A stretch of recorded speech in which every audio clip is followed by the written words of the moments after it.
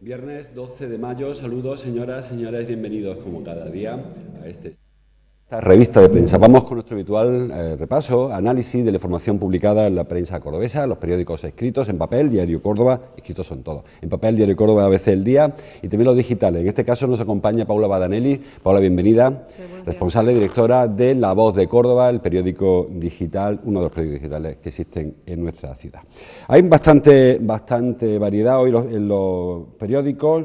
Empezamos por El Decano, si les parece, por hacerlo como es habitual. Vuelve el Diario Córdoba, Paula, a hablar de 5 columnas de tráfico. Titula en este caso: el Ayuntamiento limitará más, yo diría aún, el tráfico en el casco antiguo. Ayer Andrés Pinó, concejal de movilidad, dio una rueda de prensa y bueno, pues anunció algunas medidas que para algunos vecinos significarán algún cambio importante, pero hay ya el momento que no sabe este cambio sobre cambio. Decimos siempre, está quizás utilizando la estrategia del ensayo-error continuamente y está modificando tanto que tenemos un pequeño lío por donde se anda y por donde no se anda. Hombre, yo creo que el tema de la restricción del tráfico en el casco y sobre todo en la zona comercial, como puede ser en torno a las tendillas, es un tema muy complejo. Es un tema muy complejo en el que a priori nadie está de acuerdo y nadie está satisfecho. Entonces, yo entiendo que lo que el señor Pino está haciendo es una negociación. O sea, yo me voy a máximos, yo quiero esto, tú no quieres nada, vamos a ver cómo nos ponemos de acuerdo. Creo que es la forma más sensata de plantearlo, porque realmente yo creo que nadie duda de que esto es un inconveniente para la gente que o bien vive en el centro o bien tiene que acudir al centro con asiduidad, como por ejemplo es el caso de los padres de alumnos de algunos colegios que están ubicados en esa zona. Es complicado decirle a un padre que luego tiene que ir a trabajar a lo mejor a un polígono o a una zona un poco más lejana, que tiene que llevar a su hijo andando, sobre todo cuando el niño puede tener 2 años, 3 años, 4 años, y que luego tiene que volver a su casa, coger el coche, salir por otro sitio. O sea, son cosas que suponen de verdad un trastorno a unas familias. Y yo entiendo que quieran negociar y sobre todo quiero que lo que pretenden es que haya alguien que por lo menos acepte la medida o no se oponga a la medida, porque realmente si hubiera una oposición total sería complicado llevarla a cabo. Y lo que también es cierto es que un casco o un centro lleno de coches es impracticable, porque las aceras son estrechas, por el ruido, o sea que yo creo que todos coincidimos en que es mucho más agradable un casco histórico libre de coches, claro. Eso es evidente. Otra cosa es cómo se puede llegar a ese punto sin hacer imposible vivir allí o trasladarse allí. Claro.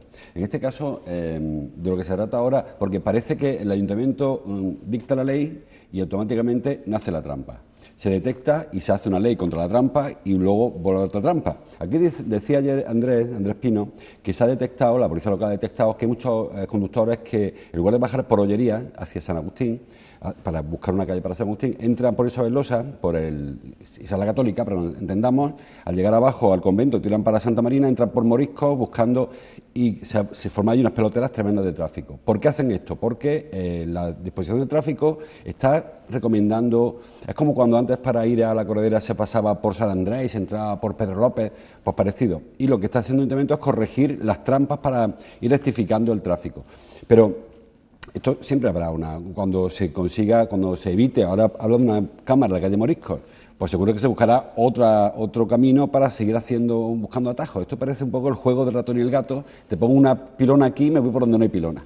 Hombre, evidentemente la gente se intenta buscar la vida para seguir con su rutina, claro, y seguir haciendo un trayecto lo más similar al posible al que hacía. Yo creo que eso lo hacemos todos y es humano. Lo que sí es cierto es que yo creo que también con un plan de tráfico un poquito más estudiado, con un plano del centro y con las direcciones de las calles, se puede ver perfectamente qué opciones tiene la gente para llegar al mismo punto callejeando, con lo cual es cuestión de seguir limitando. Y es lo que tú dices, al final esto es como un laberinto que te encuentras una valla, gira, te encuentras una valla. Pues al final, si yo tengo que llegar de A a B, me van a llevar por donde quieran llevarme. Claro. Si lo hacen bien, solamente me van a dejar una opción. Si dejan varias, pues lógicamente la gente las aprovechará. Pero es lo mismo que el tema de los colegios, con apagar las cámaras unas horas concretas. O Se quejan los colegios de que todo el tráfico no es suyo, y yo estoy segura de que es cierto. O sea, si yo sé que apagan una cámara desde las 9 menos 20 hasta las 9 y cuarto, pues yo aprovecho y paso. Entonces los colegios dicen, ojo, que el tráfico no es nuestro, que aquí se van a poner limitaciones a los padres, cuando el problema no son los padres. Y en ese punto sí me parece que es bastante bueno que los colegios intenten aportar datos reales de verdad cuántos padres utilizan esas calles, porque a lo mejor se puede seguir permitiendo que los padres dejen a los niños, y lo que hay que hacer es garantizar que solamente puedan pasar los padres y que no hay otra gente que se aproveche de ese apagado de las cámaras. Pues probablemente haya una solución que sea más fácil de lo que se está planteando. Seguimos. El diario El Día, a 5 columnas, habla de vivienda. Como siempre, estamos dando buenos datos. El titular dice: la vivienda repunte, consigue sus mejores datos en 7 años. Siempre decimos lo mismo, venimos de cifras tan malas que es muy fácil repuntar. Pero no obstante, las tendencias, que son las que nos interesan cuando hablamos siempre de macroeconomía, son tendencias al alza. El mismo titular advierte de que ya se está viendo cierta inflación y de que se está temiendo que volvamos a inflar una burbuja que luego vuelva a reventarnos, porque esto parece que es cíclico. Hombre, yo creo que a cotas de estos últimos años en cuanto a burbuja inmobiliaria es imposible que se vuelva a llegar, porque al final todos hemos aprendido la lección, y todos es todo, desde el constructor hasta el comprador, hasta el propio gobierno, el especulador. O sea, yo creo que ya hoy en día es imposible llegar a esas cotas. También es cierto que ahora todas las tendencias son positivas, ¿no? Entonces también el hecho de tener tranquilidad o de tener menos miedo a perder un puesto de trabajo te ayuda a dar el paso de adquirir una vivienda. También es verdad que cuando una persona está en desempleo o tiene una necesidad imperiosa de conseguir dinero, baja los precios de su casa hasta el límite insospechado. O sea, es que ya prácticamente es no perderle un duro, o a lo mejor perderle algo, pero por lo menos que me pueda quitar una hipoteca. Cuando tienes un trabajo ya no tienes esa urgencia, con lo cual permite que los precios suban algo. Pero yo creo que ese algo será una cosa razonable para que los precios vuelvan a un punto normalizado. Y también creo, hombre, que el hecho de que se acompase el ritmo de construcción al ritmo de adquisición, pues va a evitar que luego haya viviendas vacías y que luego se puedan generar otro tipo de problemas.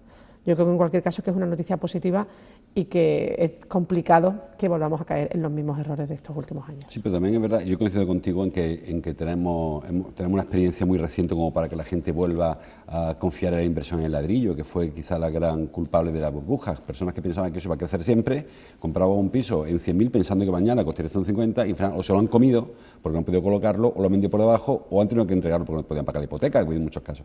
Pero aunque es cierto que hemos aprendido, pero tenemos la capacidad esta de olvidarnos de las cosas, y en cuanto que se ve de nuevo posibilidad de invertir en ladrillo, porque los bancos siguen sin dar dinero, los bancos siguen sin rentabilizar tu inversión. El oro parece que tampoco se confía mucho en que sea el refugio del inversor. Vamos a acabar otra vez en el ladrillo, por lo que se ve. Hombre, yo tengo mis dudas, sobre todo porque es cierto que cuando tú regalas un piso, siempre hay alguien que está dispuesto a comprarlo porque dice, esto es una inversión segura. Pero claro, parte de la base de que estás regalando un piso. Cuando ya la situación de las personas no es tan extrema, ya nadie regala nada. Entonces, yo creo que hoy en día todos tenemos en la cabeza cuál es el justo precio de las cosas. Antes se pagaban millonadas por pisos de 100 metros, tú decías, madre mía. Pero bueno, como todo el mundo lo hacía y como todo valía igual, al final lo pagabas. Yo hoy, hombre, hay veces que me sorprende, ¿no?, que se estén empezando a construir adosados o casas de 140 metros y se estén planteando precios de 300.000, 350.000 euros. Digo, madre mía, ¿quién va a pagar eso? Porque realmente hay otros que cuestan la mitad. Entonces, yo creo que tenemos en la cabeza cifras y tenemos en la cabeza el justo precio de las cosas. Y ahora mismo invertir en ladrillo, salvo que encuentres un chollo, y la gente va buscando chollos, yo creo que no hay nadie que haga una inversión en ladrillo en una vivienda nueva, o muy poca gente a día de hoy, Vamos con las fotos. El diario Córdoba, bueno, trae todo el mundo la misma información. Ayer se produjo un vendaval tremendo, una tormenta tremenda por la tarde. El diario Córdoba trae una foto de Sánchez Moreno, de Paco Sánchez Moreno, de una de las incidencias más aparatosas, una de las palmeras del Patio de los Naranjos, del conjunto monumental Mezquita Catedral, que es como le gusta que le llamemos, que se vino abajo ayer. Dice el diario Córdoba, 23 salidas de los bomberos en una hora de temporal. También tenéis vosotros varias incidencias en vuestra portada. Hablé de una incidencia que hubo en La Salle, creo, un par de incidencias más aparatosas, porque hubo muchas salidas y muchos problemas. Ayer parece que se viene el mundo encima. Realmente, y fueron 5 o 6 minutos, no fue más. Hombre, yo creo que ayer se vivió en Córdoba una situación bastante crítica, porque realmente estuvimos a un tris de rozar varias tragedias, ¿no? Entonces, yo creo que esto debe servir para que se tomen medidas. Yo, por ejemplo, te pongo un ejemplo, ¿no?, que lo viví yo en primera persona. En la Avenida del Brillante cayó un árbol encima de una marquesina.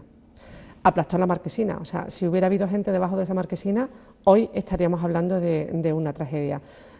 Sobre todo si hubiera sido una marquesina como por ejemplo la de Teresianas, que podía haber 30 niños cuando yo pasé ayer. Claro. Casualmente, el 4 de marzo, sobre esa misma marquesina cayó una rama de ese mismo árbol.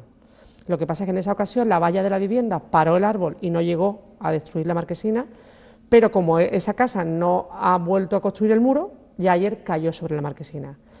¿Cómo puede ser que cuando tú actúas sobre un árbol de esas características y lo podas y lo estudias, a los 2 meses vuelva a pasar lo mismo, ¿no? O sea, yo creo que es muy difícil controlar todos los árboles de la ciudad, pero quizá sí que habría que hacer un mapa de puntos conflictivos, porque otro caso fue en la puerta de acceso peatonal del Colegio de La Salle. O sea, la puerta pequeñita por donde entran todos los días y salen todos los días familias con niños, había un árbol que cayó justo encima y cayó en torno a las 3 de la tarde.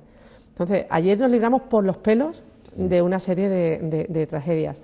Yo creo que en ciertos entornos, incluyo el Patio de los Naranjos, donde normalmente hay gran número de turistas, que evidentemente con una tromba de agua no estás mirando al cielo, pero sí puedes estar resguardado incluso debajo de un árbol, ¿no? Entonces, yo creo que hay ciertos puntos de la ciudad donde habría que hacer una actuación desde parques y jardines para garantizar que con 5 o 6 minutos de lluvia, que tampoco estamos hablando de un huracán ni de un tifón, ¿qué pasaría en Córdoba si aquí llegara un tornado? Que hombre, que en España los hay, no va a haber un tifón tropical, pero bueno, que lo de ayer tampoco pareció tan espectacular. Claro. Es verdad que fue muy intenso, pero fueron 5 minutos. Si nos acordamos de Santa Bárbara cuando truena, nunca mejor dicho. Pero hay que no olvidarse hoy, claro, y decir, bueno, si vuelve a pasar esto pasado mañana, ¿cuántos árboles más van a caer encima de colegios o encima de paradas de autobús, ¿no? Efectivamente. Y además una época esta de la primavera, que es verdad que no es habitual que llueva tanto, ni que haya estas tormentas, pero que sí que es posible, es previsible, es probable que ocurra. Con lo cual, ayer vimos cómo las trombas de agua por la alcantarilla se colapsaban por momentos. Luego, como fue tan poquito... Gracias a Dios, claro, si estoy media hora, yo de verdad que no sé qué hubiera pasado ayer. Sí. Yo creo que hay que tener un poco más de labor preventiva. Luego llegará el verano y pasará igual con los incendios, porque se sabe que va a arder parte de la sierra, lamentablemente. Ahora es momento de brozar los cortafuegos, de preparar el monte. Sin embargo, no se va a hacer, porque no hay presupuesto, como siempre, porque al final topamos con lo que topamos y luego lamentaremos pues las pérdidas, en aquel caso serán de hectáreas. Pero sobre todo, José Luis, en zonas conflictivas. O sea, el interior de los colegios es responsabilidad de los colegios, evidentemente, pero yo tengo que tener la certeza de que en la entrada y salida de los colegios no hay ningún elemento, te digo árbol, como te digo una valla publicitaria mal anclada, como te digo una señal de tráfico, una farola, o sea que, o una acera levantada, o sea que en los entornos de sitios conflictivos donde confluye un número fuerte de personas a horas concretas, yo debería tener la certeza de que por lo menos todo lo que está en mi mano y humanamente posible se puede hacer, yo lo he hecho. Ya te digo, el mismo árbol, en el mismo sitio, que en 2 meses tenga una caída de unas dimensiones como para aplastar una marquesina y dejarla destrozada, yo creo que eso claramente una dejación de funciones por parte del ayuntamiento en este caso. Bueno, pues habrá que pedir responsabilidades.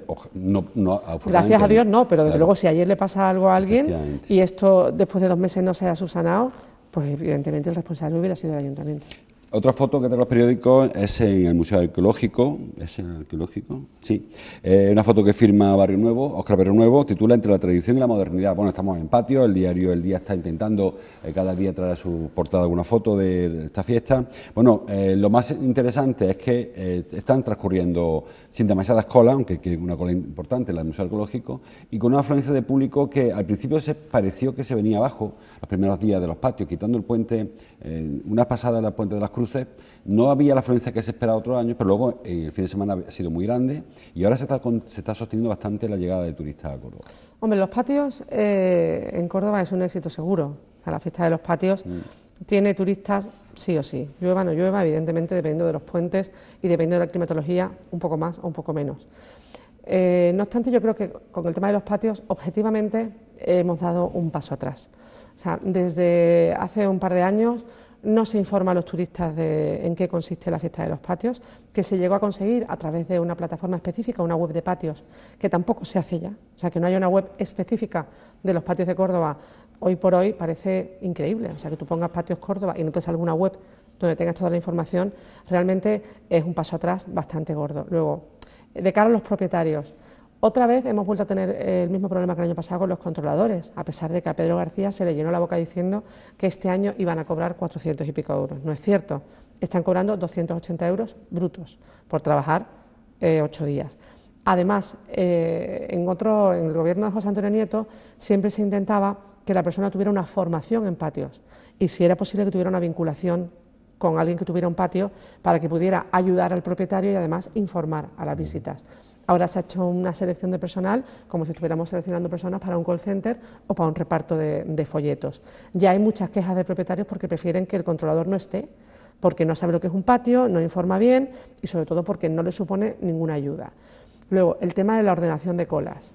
Como se demostró que era algo bueno, en lugar de mantenerlo como estaba, poner una especie de cintas como las de precinto del lugar del crimen, estas de las películas, para ordenar. Hombre, yo creo que esa imagen no se corresponde con los patios ni se corresponde con una ciudad patrimonio de la humanidad. Entonces, hombre, hagamos un poquito de examen de conciencia, sentémonos a pensar y si lo que se estaba haciendo estaba bien, no nos alejemos de aquello y hagamos el favor, hombre, de volver a unos patios modernos, organizados, con tecnología para que la gente pueda acceder a información y sobre todo pensando en el propietario, que es al que hay que apoyar, porque por mucho que esa fiesta sea municipal, si los propietarios mañana deciden cerrar sus puertas, se acaban los patios y entonces a ver qué hacemos. Aparte, además de lo que dice, se ha dado un paso atrás que se está ocupando por iniciativas que no son siempre. Otro día leí, no sé dónde, que había una plataforma que estaba cobrando por visitar patios. No cobra por el patio porque los patios no se pueden cobrar, pero sí que hacía una especie de prerreserva y te cobraba un dinero y quizás sea porque se ha dejado un hueco ahí, un hueco institucional y claro, siempre hay el espabilado que aprovecha ese agujero. Pero ¿sabes qué pasa? Que además el problema es que la gente a la que tú le cobras eso luego ya no deja dinero en las bandejas. A mí, yo tengo mucha relación con propietarios porque, bueno, en la época del gobierno de José Antonio yo estuve encargada específicamente de los patios y me dicen, Paula, es que ya en la bandeja nadie deja un duro, porque como te están cobrando por detrás, entonces al final se está dando una imagen de que en los patios te cobran y tú no tienes que ayudar a los propietarios. Y si nosotros no tenemos bandeja, es que recibimos muy poco dinero. O sea, realmente nunca el exponer un patio al público tenía que ser rentable.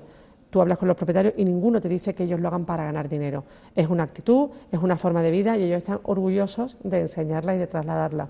Pero lo que sí es cierto es que un patio requiere mucho esfuerzo y bastante dinero. Entonces, les venía bien la ayuda de los donativos de la gente y ya la bandeja está desapareciendo y hables con el propietario que hables, te lo dice. ¿Por qué? Porque se está cobrando. También tendemos un poco ahora a dejar hacer. Hay cosas que hay que controlarlo y con algunas cosas hay que ser inflexible. Tú no puedes permitir que durante la fiesta de los patios se cobre. Y si tú miras para otro lado, pues pasan estas cosas.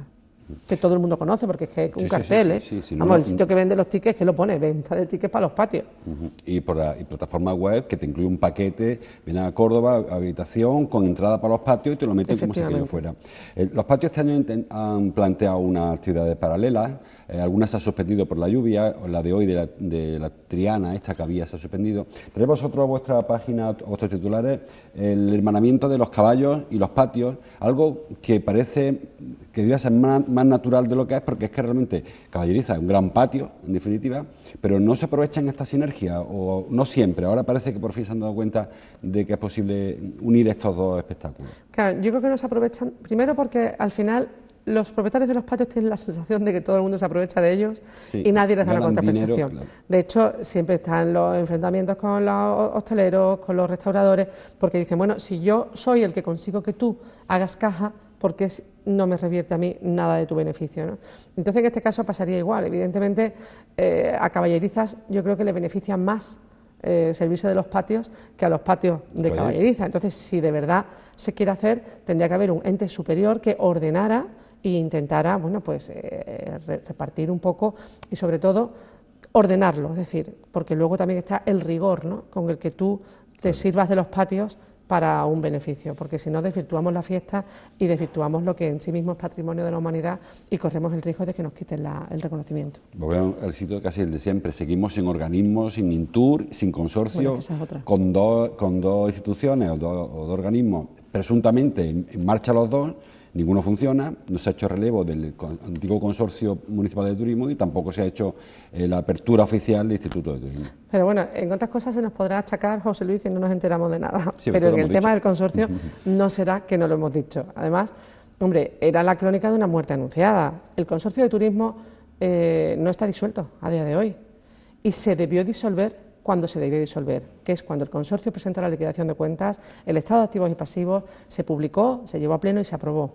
Pero unilateralmente el ayuntamiento decidió que eso no le gustaba y que iba a prorrogar la liquidación. Entonces, ¿qué activos y pasivos tiene el consorcio? Porque ha seguido pagando nóminas, han seguido gestionando, comprando folletos, gastando papel. Entonces, la liquidación de activos y pasivos de hace un año y medio ya no sirve. O sea, cuando tú aceptas un activo y un pasivo, eso no se toca más. Claro.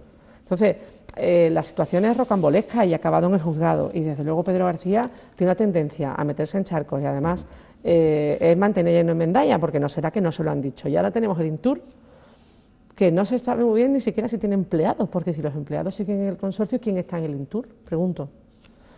Entonces, Eso es muy extraña. y luego el malestar de los trabajadores, y ahora no pretenderá que la gente se implique, que esté motivada, porque desde luego temen por sus puestos de trabajo y no tienen recursos. O sea que realmente esta ciudad lleva sin organismo que gestione el turismo desde que Pedro García llegó a la tenencia de alcaldía.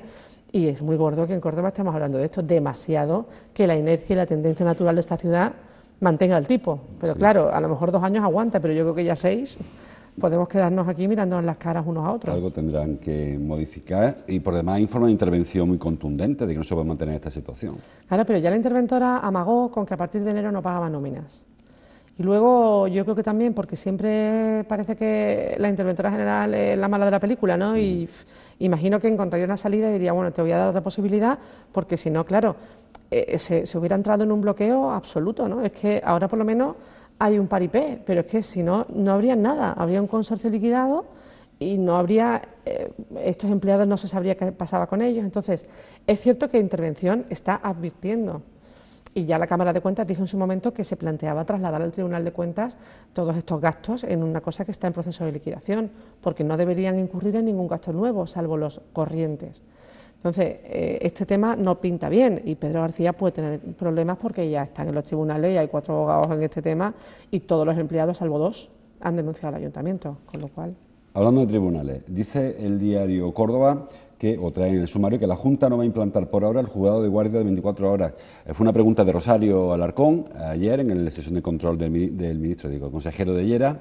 Le preguntó si se iba a poner en marcha ya este juzgado tan demandado y además tan avalado, porque el TCJ lo ha reclamado, también el Consejo General de Poder Judicial. La memoria siempre se habla de que por qué en Córdoba no hay juzgado 24 horas, cuando, por ejemplo, Granada sí que lo tiene y menos población. Yo siempre lo comento, si en Córdoba te detienen una tarde, a las 6 de la tarde, duermen en el calabozo porque no tienen ningún juez ya no hay juego de guardia, bueno, para casos muy graves, pero no funciona un juego de guardia. Eso es así y realmente, bueno, es increíble, ¿no?, que tú puedas pasar 12 horas en un calabozo porque no hay ningún juez de guardia. Un juego de guardia hay, lo que no es juez de 24 horas. Claro, que tú puedas estar por la noche. Eso. Entonces, realmente, yo creo que ha dicho no ahora, ¿no? Sí. Claro, es que yo creo que con la que tiene liado en torno a todo el tema de la sede judicial única, los impagos de los abogados de guardia, los procuradores, yo creo que la Junta tiene ahora mismo tal follón liado que ha dicho, bueno, no me introduzcas un elemento más hasta que yo ordene lo que tengo. Y me parece que dentro de cabe es sensato, porque si no ya en la costelera metes también en un juzgado de 24 horas y empiezas a moverlo y puede salir cualquier cosa. Entonces yo creo que ha dicho no por ahora, o sea que me parece una buena idea, está contemplado, lo queremos, pero en este momento no es nuestra prioridad. Yo creo que se acabará implantando porque es lo que tú dices, los agravios comparativos de Córdoba con otras provincias por parte de la Junta de Andalucía es que ya son tan llamativos que empieza a ser difícil justificarlos, ¿eh? Sí. ¿Por qué Granada sí y Córdoba no? Es que no te pueden dar una respuesta lógica. Sí. El consejero vino a insinuar que como se va a abrir la Ciudad de la Justicia, a lo mejor será el momento.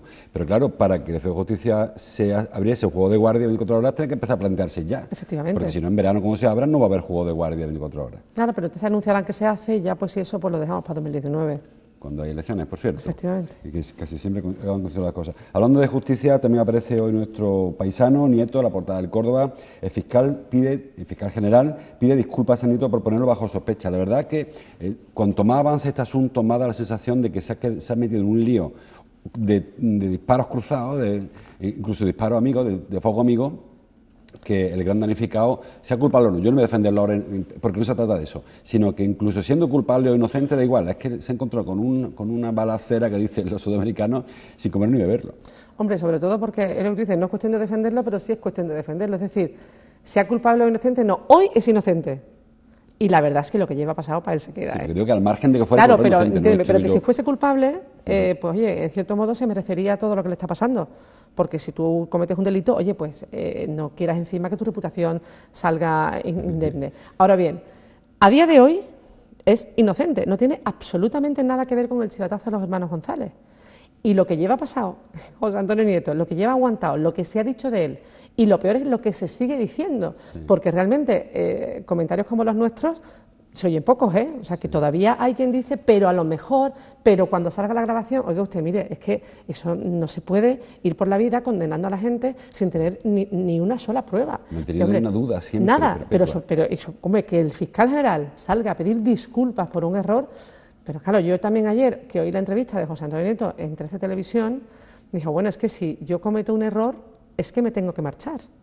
Aquí otros cometen errores y no pasa nada. Pues claro, mientras nunca pasa nada, cuando se produzcan filtraciones de secretos de sumario, seguirán produciéndose filtraciones de secretos de sumario, porque es que en España es el pan nuestro de cada día. Sí. Y es un delito. O sea, que eso se haya filtrado es un delito. Que directamente parezca que tiene un sesgo para hacer daño a una persona en concreta, ya es lo que tú dices, ya además de un delito, hace sospechar que desde luego algo está pasando que están dirigiendo contra una persona en concreto. Sí. Y desde luego ya son muchas las voces que hablan de fuego amigo y más triste es que encima los problemas te vengan de gente que tú tienes a tu alrededor. Pero vamos, en cualquier caso, yo creo que ya está claro y meridiano que nadie le imputa un delito a José Antonio Nieto, que no ha tenido nada que ver con la filtración y que lo único que sí es cierto es lo que nosotros destacamos, que es que tuvo la maldita mala suerte de que esa reunión se produjera, porque si lo hubieran fijado desde el gabinete de la reunión para el 20 de abril, pues no se hubiera producido. Si lo hubiera tenido en el mes de marzo, que es cuando se solicitó, pues tampoco hubiera pasado nada, pero tuvo la mala suerte de que esa reunión se fijara cuando se fijó y punto, no hay más historia que esa. Bueno, pues a ver si dejamos de ver la foto de Nieto de los periódicos. Vamos avanzando, que estamos ya fuera de hora. El diario ABC trae una referencia a Rabanales, dice que no se va a trocear para evitar el preconcurso, para la serie de preconcurso. Ayer o antes de ayer conocimos la inversión de una empresa canadiense de alta tecnología en Rabanales. Parece que, bueno, que este anuncio de que no se troceará es una buena noticia, básicamente porque alguien le ve la punta a esto, fundamentalmente, porque si estuviera en la crisis tan absoluta como se intuye a veces desde fuera, ya estarían pensando en la salida, sálvese quien pueda. Esta decisión de no trocearlo, de mantenerlo, de seguir con el proyecto, es que se confía en que pueda ser viable. Hombre, yo creo que hay veces que las cosas entran en una especie de letargo que no es bueno, ¿no? Lo de Rabanales 21 estaba como ahí, ¿no? Nadie se ocupaba, se preocupaba, de vez en cuando salían noticias y estaban dejándolo morir. Entonces yo creo que quizá ha llegado a un punto de fractura en el que todo el mundo ha vuelto los ojos a Rabanales 21, chispazo. Todo el mundo se ha empezado a ocupar y a preocupar por Rabanales 21 y parece que se ha encontrado una solución. Oye, pues bienvenida sea, pero desde luego yo creo que es que hay veces que hay que romper algo para volver a empezar a construir. Y desde luego después de los años que llevamos hablando de Rabanales 21, que nadie se acordaba, sí, que estaban dejándolo morir. Bueno, sí, pues parece que cuando ya ha ido a morirse de verdad, han llegado y le han reanimado y han dicho, venga, tira que te vamos a echar un cable. Pues fenomenal, porque desde luego en esta ciudad trocear, dispersar y disolver no ayuda absolutamente a nada que sigamos avanzando y mejorando nuestra economía. Ya casi telegráficamente, una foto para el padre Lázaro que deja a Proyecto Hombre tras 25 años del frente, bueno, un relevo biológico fundamentalmente, tampoco el trabajo de padre Lázaro no voy yo a ser encargado de elogiarlo porque está más que elogiado en su trabajo al frente de este proyecto. Sí, este tipo de personas a mí me merecen todo el respeto y toda la admiración, porque de verdad que entregar tu vida y dedicar tu vida a ayudar a los demás en una causa tan noble, vamos, yo menos mal que existen personas así, porque hacen el mundo un poquito mejor y yo creo que ya es un merecido descanso lo que este señor...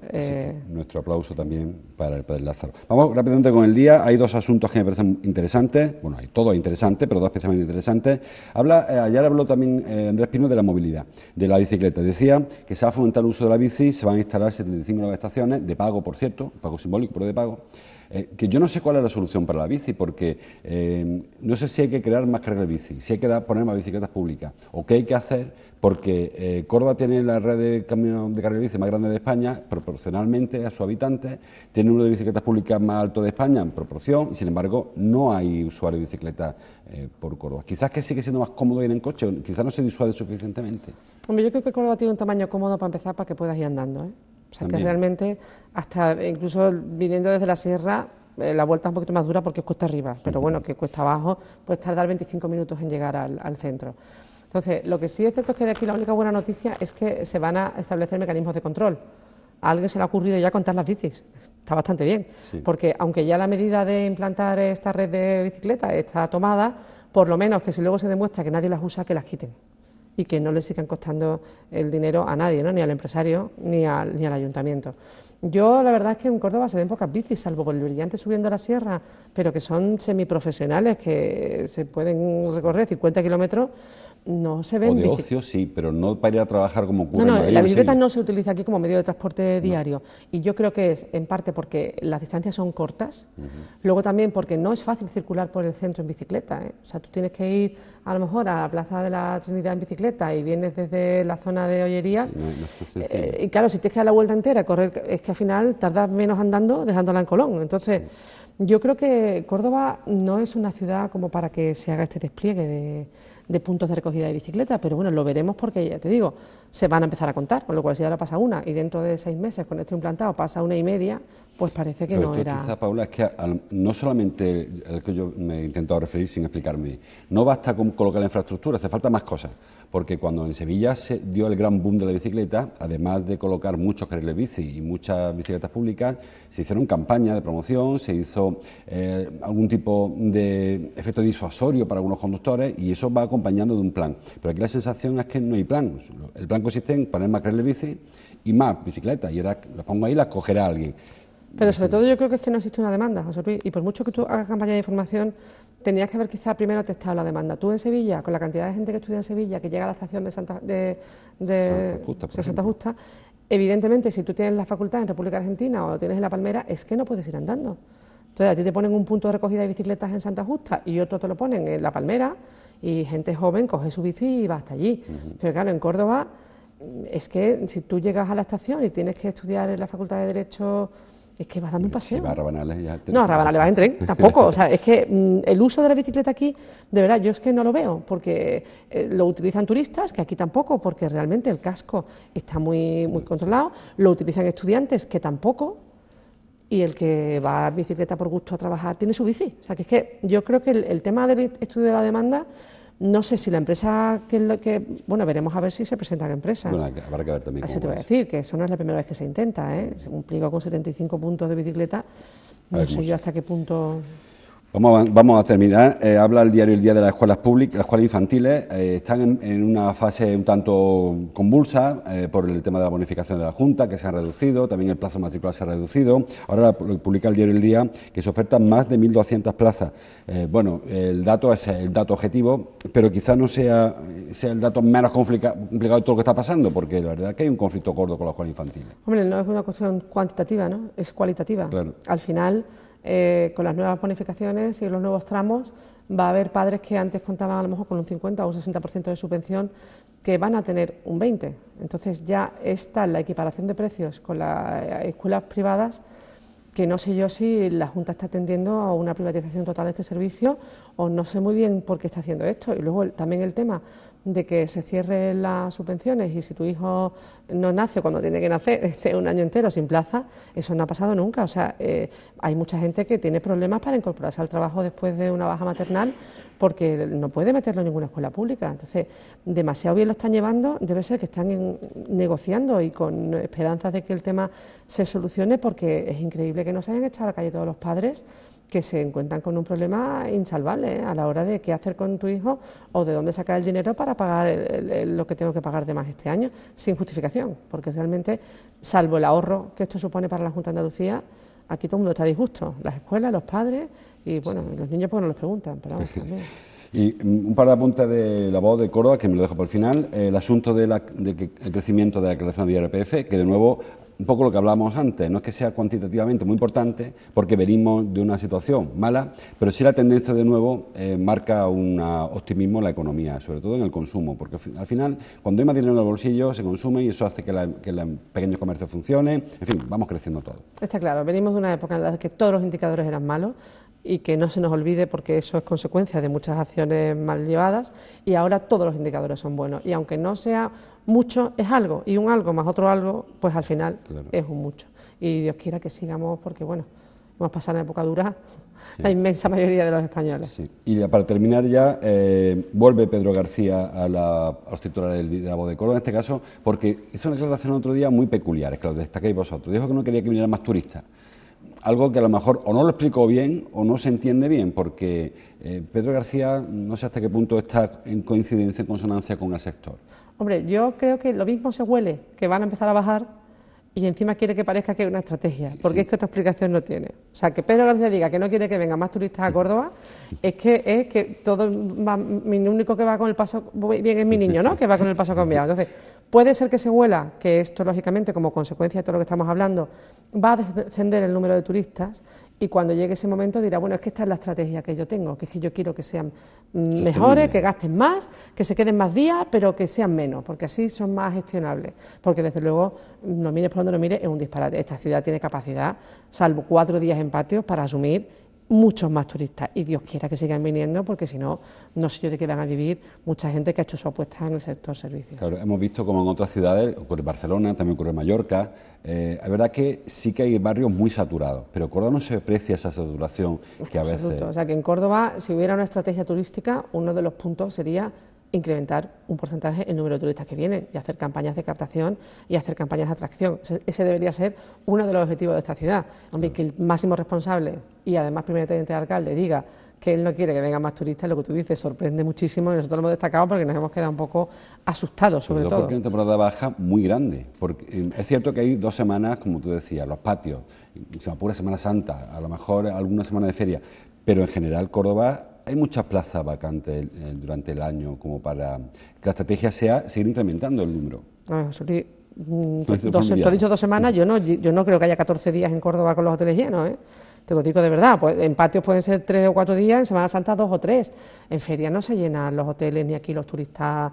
La feria no es en sí un atractivo turístico, es más de consumo interno. O sea que yo creo que realmente Córdoba tiene que trabajar y tiene que conseguir incrementar el número de turistas. Eso es algo de cajón. Por eso te digo que este señor siempre va con el paso cambiado y dice unas cosas que nos deja todos fuera de juego. Pues a ver si se resuelve, porque realmente, como decía Paula, el turismo hoy por hoy es el motor económico de esta ciudad. Ojalá que no fuera así, no porque no estoy de acuerdo con el turismo, sino porque muchas veces de esto hace falta industrializarlo, hace falta actualizar la economía, sobre todo. Y esa dependencia del turismo pues hace esto, que cuando llega una eventualidad, una temporada mala, el peor clima o lo que fuera, o que cambie las tendencias, porque vivimos mucho de que a los turoperadores les guste el Líbano, les guste Libia, les guste Roma, y nos muevan los turistas. Cierto. Y hombre, y ahora mismo nos estamos beneficiando de situaciones que hay en ciertos países que son atractivos del Mediterráneo, que la gente no viaja, que no sabemos si esto va a durar 1 año, 2 o 5, y hay que estar preparado para cuando esto se pierda. Pues lo dejamos aquí, nos hemos pasado unos minutillos de más. Hoy María Ángeles no está en su cocina, tiene otros compromisos, por eso hemos aprovechado un poquito este vacío que nos deja María Ángeles. Gracias, Paula, como siempre, como cada viernes, por tu visita. Y a ustedes les veo ya el lunes, el próximo lunes, que seguiremos leyendo la prensa con todos ustedes. Hasta entonces, como siempre, gracias por su atención. Estaba yo flipada, digo, voy a